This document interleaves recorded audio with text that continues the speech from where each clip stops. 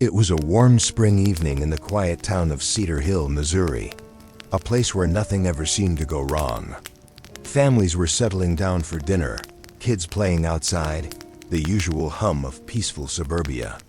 But behind one white-paneled house on Willow Creek Lane, a horrifying crime was quietly unfolding that would leave the town in shock for decades. Roast chicken, mashed potatoes, laughter from the children, and small talk over the kitchen table. But what they didn't know was that one family member had something much darker on his mind, a plan that would end the night in bloodshed. What could cause a man to snap so violently, so fatally, in the presence of his own blood? On the evening of May 14, 2008, the Martin family had gathered for a typical weekday dinner. There was nothing unusual about the meal. Within just 1 hour, 8 members of the Martin family would be dead. What followed was one of the most gruesome and tragic cases of family annihilation in recent memory. The killer? A familiar face, someone who sat among them at that very dinner table. In this documentary, we unravel the terrifying story behind the Martin family massacre, how years of resentment, jealousy, and mental deterioration led to a shocking and calculated crime. Stay with us as we reveal the troubled life of Thomas Martin, the man who smiled over dinner and then pulled the trigger. Thomas Lee Martin was born on March 6, 1983, the second child of Daniel and Marissa Martin. He grew up in the very house where the massacre would later take place. From the outside, the Martins appeared to be a close-knit, all-American family, regular churchgoers, friendly neighbors, and active in community events. He often clashed with his father over not doing enough with his life. His mother, Marissa, tried to shield him from criticism, but even she began pushing him toward independence in the years leading up to the tragedy. What no one realized was just how deeply Thomas resented the comparisons, the put-downs, and the feeling of failure. Over time, these thoughts fermented into something sinister, a hatred he masked with politeness. But that was quietly building behind the scenes. He was known to journal obsessively. Pages filled with bitter entries, thoughts of revenge, and angry ramblings about his family, turning him into a ghost. One chilling line read, "They want to ignore me when I'm the last one left."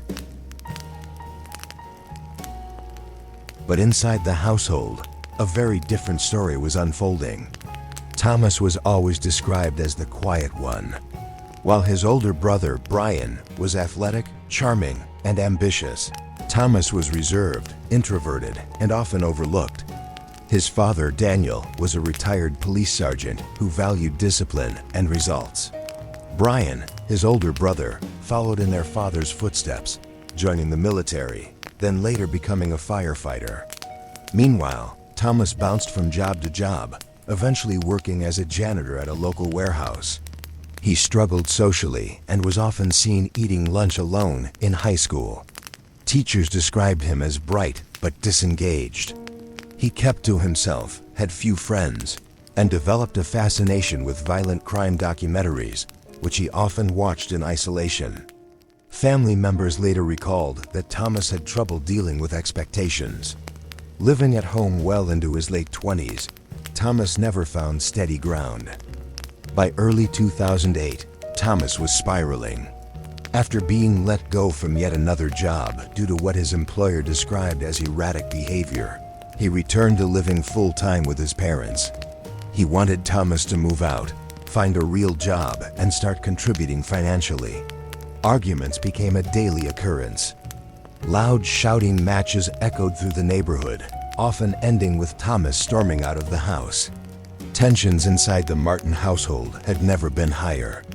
During these visits, Thomas would quietly sit in the corner, watching his family fawn over his brother. He rarely joined in the conversations. To him, it felt like one more reminder of how invisible he had become. He even laughed during a family dinner, something that hadn't happened in months. It was as if a switch had flipped, but no one thought to question it. His father, Daniel, now retired, grew increasingly impatient. Brian, the golden son, had recently gotten engaged and frequently visited with his fiancée, Melissa. 1 week before the murders, The family had a particularly explosive argument. Daniel told Thomas he had 30 days to move out, no exceptions. According to Melissa, who was present during the fight, Thomas said nothing. He simply stared at his father for a few moments, then turned and walked upstairs without a word. The silence, she would later recall, was far more unsettling than if he'd shouted back. In the days that followed, Thomas became unusually calm. He cleaned his room. He helped his mother with groceries. What no one knew was that Thomas had already purchased a 9mm Glock handgun from a private dealer 2 months earlier. He kept it hidden in a locked box beneath his bed. He also started reading about crime scene cleanups and how long it typically took police to respond to domestic violence calls. He was planning something, not out of rage, but with chilling patience. On the night of May 14, 2008, everything seemed normal. The Martin family had planned a simple dinner to celebrate Brian's upcoming wedding. The entire immediate family was there: Daniel, Marissa, Brian, Thomas, and Brian's fiancée, Melissa. They ate together often, but this night would be their last. Dinner was lighthearted at first. The family chatted about wedding plans, home renovations, and local gossip. Marissa had cooked her famous roast chicken, Thomas's favorite, and everyone remarked how good it tasted. Melissa later told investigators that Thomas had been unusually talkative that night, even joking about old childhood memories. But beneath the surface, Thomas was simmering. He had already made his decision. In his mind, this dinner was not a celebration, it was a curtain call. As the meal wrapped up and Brian began showing photos of the wedding venue on his phone, Thomas quietly excused himself and went upstairs. What happened next was both calculated and horrifying. Thomas returned to the dining room, carrying the Glock in one hand and a loaded magazine in the other. Without saying a word, he raised the weapon and fired at his father first, a single shot to the head. Then he turned the gun on Brian and then Melissa. Both were killed instantly. Marissa screamed and tried to run, but Thomas shot her twice in the back before she collapsed by the kitchen counter. In less than 30 seconds, 4 lives were taken. But the nightmare wasn't over. After making sure no one was breathing, Thomas reloaded and methodically walked through the house, checking rooms to confirm he was alone. He then sat down at the dinner table where just moments ago his family had laughed and passed food. He placed the gun on the table, folded his hands, and waited. At exactly 6:37 p.m., a chilling 911 call came into the Jefferson County Dispatcher's office. The voice on the other end was eerily calm. "Yes, I've killed my family," Thomas said, his tone flat and emotionless. The dispatcher, momentarily stunned, tried to gather more information. "You said you've killed them? Are they still alive? No one else is here. I'm not going to hurt anyone else. Are you armed? I'll be on the front steps, unarmed." The call lasted less than 2 minutes. He offered no resistance, no explanation. The dining room table was still set, plates half full, a bottle of wine uncorked. 4 bodies lay in pools of blood, some slumped in their chairs, one by the fridge, another collapsed across the table. As one officer walked him to the patrol car, Thomas quietly asked. On the wall behind the table, a family photo hung crooked, a snapshot from years earlier when everyone had still been smiling. It was like the house itself was stunned. "Did I get them all?" Thomas replied. "They're all dead." The curtains were drawn, the porch light on, and Thomas Martin was sitting exactly where he said he'd be, on the front steps with his hands resting on his knees, the faint trace of blood on his shirt. He gave the address without hesitation and then added, "When officers arrived at the Martin residence, everything appeared still." Police cuffed him without incident. Inside the house, the scene was more horrifying than officers had prepared for. There were no signs of struggle. It was as if the attack had come so suddenly, no one had time to react. One detective later said it was one of the quietest crime scenes he had ever walked into. News of the Martin family murders spread like wildfire across Jefferson County and soon made national headlines.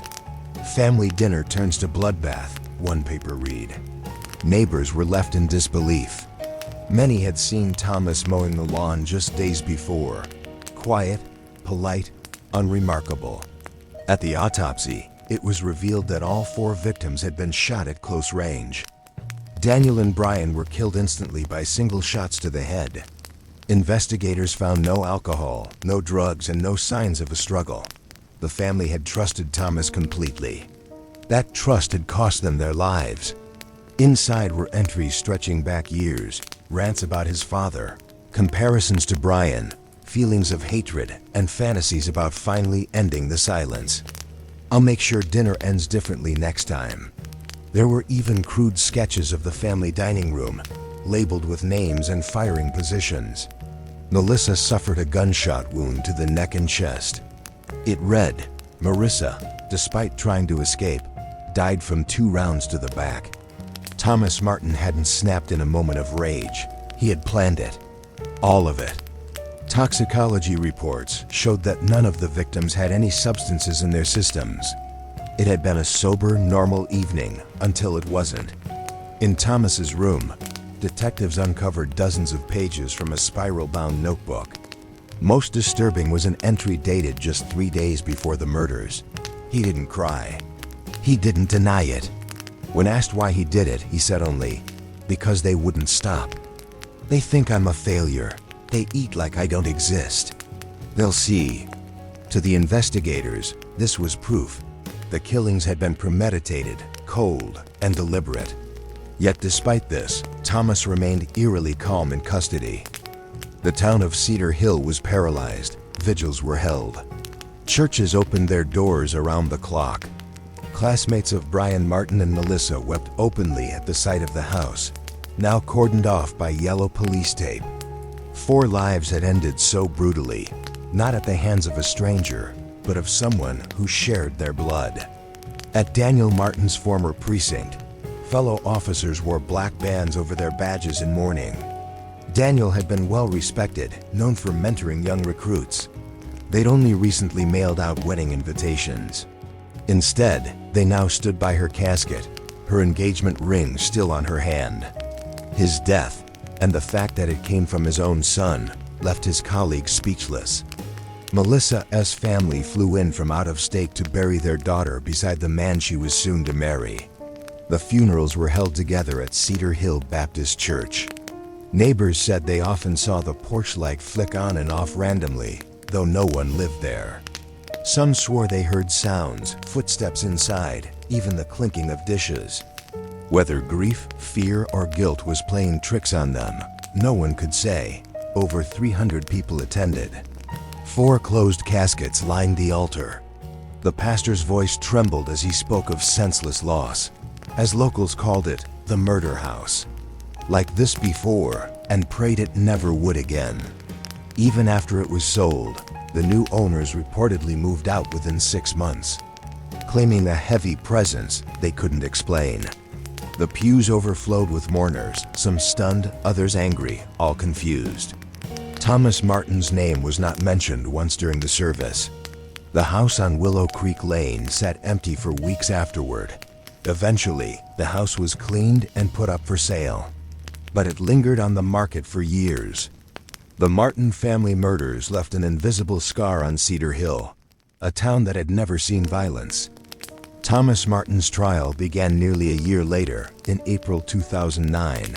By then, they displayed pages from Thomas's journal, showed photos of the crime scene, and played the 911 call for the jury. The calmness in his voice, even as he admitted to the killings, sent chills through the courtroom. They never heard me. Now they don't have to. He had already confessed in full to the murders. But the state moved forward with a full trial, rather than accepting a plea. They wanted the details on record. They wanted the town to hear the truth in a courtroom. The prosecution painted a picture of a cold, calculating killer, a man who planned the massacre of his own family for months. The defense did not deny the murders. Instead, they pleaded for leniency, arguing that Thomas suffered from untreated mental illness, most likely severe depression and paranoid delusions. They called a psychologist who testified that Thomas had shown signs of deep psychological distress for years, but never received proper help. Still, Thomas had never been officially diagnosed, never institutionalized, and had legally obtained the murder weapon. The jury struggled with the balance between mental health and personal responsibility. During the proceedings, Thomas sat quietly, barely moving. He never looked at the photos of his family. He never cried. He never apologized. His only words during the entire trial came when the judge asked if he had anything to say before sentencing. Thomas replied, "They never saw me. You didn't just end 4 lives, Mr. Martin. You destroyed an entire community's sense of safety. May you never breathe free air again." He was sentenced to life in prison without the possibility of parole. The jury deliberated for just 4 hours before returning a unanimous verdict: guilty on 4 counts of first-degree murder. Judge Evelyn Parker concluded the trial by saying, "Thomas Martin was transferred to the Coldwater State Penitentiary, a maximum security facility known for housing some of the state's most violent offenders. Despite the brutality of his crimes, prison staff described him as quiet and rejected all contact from what few extended family members remained. Inmates who briefly interacted with him said he was blank." A prison psychologist noted that he had descended into what she described as a profound and permanent detachment from reality. "They were already dead before I pulled the trigger." He refused food for several days at a time and responded to guards only with nods or gestures. Medical staff labeled him functionally mute, though they could find no physical reason for it. Like someone who had already shut off the world entirely. Polite, even eerily well-behaved. He spent most of his time alone in his cell, reading, writing, and refusing visits. He declined interviews, ignored letters. A year into his sentence, Thomas attempted suicide by slashing his wrists with a sharpened piece of metal from a broken fan. He was found unconscious during morning rounds, but guards were able to revive him. After a short stay in the prison infirmary, he was transferred to the mental health unit under suicide watch. There, Thomas began scribbling obsessively in notebooks again, pages and pages of circles, mazes, and cryptic phrases.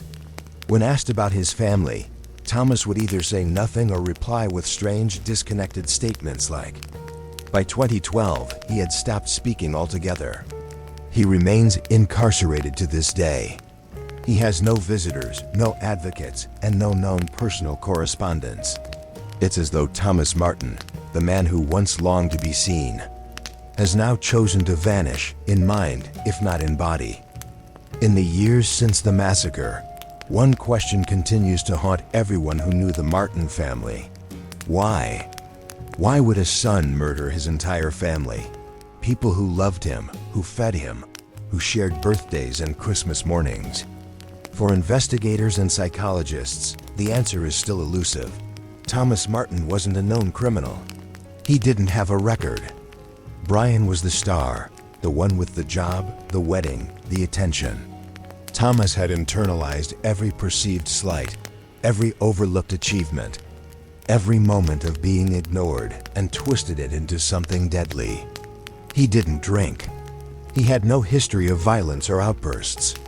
But what he did have, as revealed in journals and therapy notes, was years of deep, untreated resentment, especially toward his father and brother. Friends had described Thomas as distant, off, but no one intervened. To them, it's still a gaping hole, a wound that will never fully heal. No one asked the hard questions, and by the time they realized how deep the darkness ran, it was far too late. He had no coping tools. It's become a textbook example of how rage, mental illness, and isolation, left unchecked, can become a deadly mix. No support. And when he finally decided to act, it wasn't spontaneous. It was surgical. He saw himself as forgotten, a ghost in his own house. Psychologists would later describe his mental state as a simmering rage turned inward until it finally exploded outward. The tragedy of the Martin family wasn't just the violence, it was the missed chances. Family members had sensed something was wrong. The case has since been studied in criminal psychology courses and law enforcement seminars. But in Cedar Hill, no one sees it as a case study. Years have passed, but the shadows of what happened inside the Martin home still linger. On the outside, Cedar Hill has moved on. New families have come, children play on sidewalks, and life continues. But behind closed doors, everyone remembers. Teachers still mention Brian and Marissa during graduation season. Their lockers at the high school were once covered with flowers and messages. They welcomed him home. And in their last moments, they likely never imagined the son, the brother, the quiet young man across the table was about to end it all. His name is never spoken. Not by neighbors, not by former classmates, not even in whispers. In death, his family became beloved symbols of a community's loss. No shouting. No last-second plea.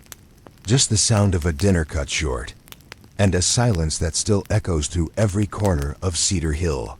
In life, he became the unspoken shadow, the silence no one wants to disturb. Now, they're long gone, but their memory is etched into the halls. Melissa's friends still light a candle for her each April. Daniel Martin's badge remains displayed in the lobby of his former station, a quiet tribute to a fallen brother in blue. And Thomas? What remains is a cautionary tale. A reminder that monsters aren't always strangers in the dark. Sometimes they sit at our table, share our meals, say goodnight, and carry pain we never truly see. The Martin family trusted Thomas. In the end, there was no warning. Fade to black, slow piano music, end credits.